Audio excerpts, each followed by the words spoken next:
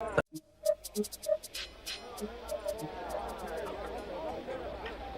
fat controller sat in his office listening to the noise outside. The passengers were angry. The station master came in. "There's trouble in the shed, sir. Henry is sulking, there's no train, and the passengers are saying this is a bad railway." "Indeed," said the fat controller, "we cannot allow that." He found Gordon, James, and Henry looking very cross. "Come along, Henry, it's time your train was ready." "Henry's not going," said Gordon. "We won't shunt like common tank engines. That was Thomas's job. We are important tender engines. You fetch our coaches and we will pull them. Tender engines don't shunt." "Oh, indeed," said the fat controller. "We'll see about that. Engines on my railway do as they are told." And he hurried away to find Edward. The yard has never been the same since Thomas left to run his branch line, he thought sadly. Edward was shunting. "Leave those trucks, please, Edward," said the fat controller. "I want you to push coaches for me in the yard." "Thank you, sir, that will be a nice change." "That's a good engine. Off you go, then."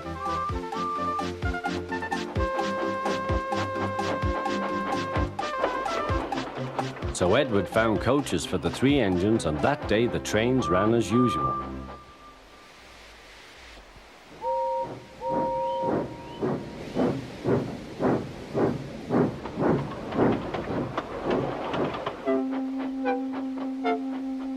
But next morning, Edward looked unhappy.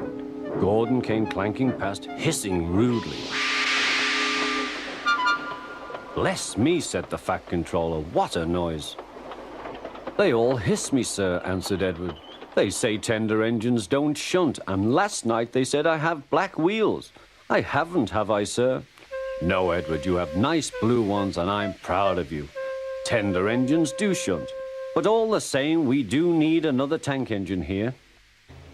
He went to a workshop, and they showed him all sorts of engines.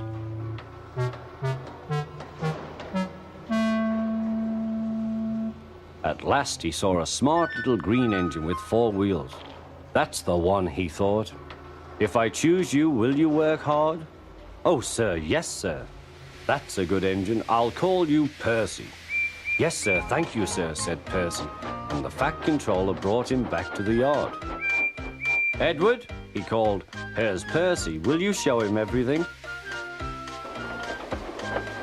Percy soon learned what he had to do, and they had a happy afternoon.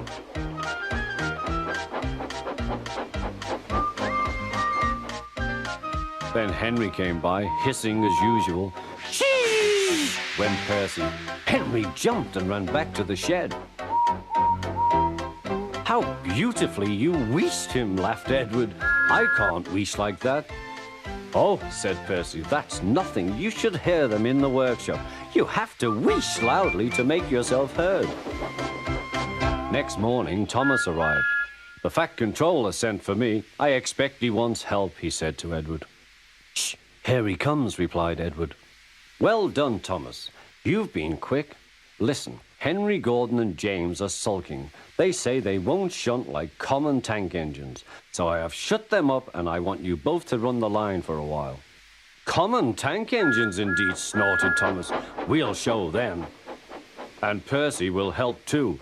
"Oh, sir, yes, sir. Please, sir," answered Percy.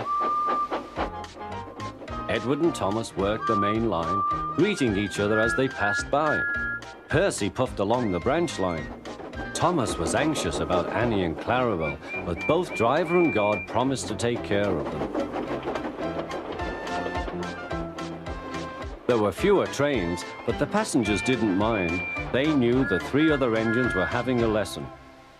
Gordon, James, and Henry were cold, lonely, and miserable.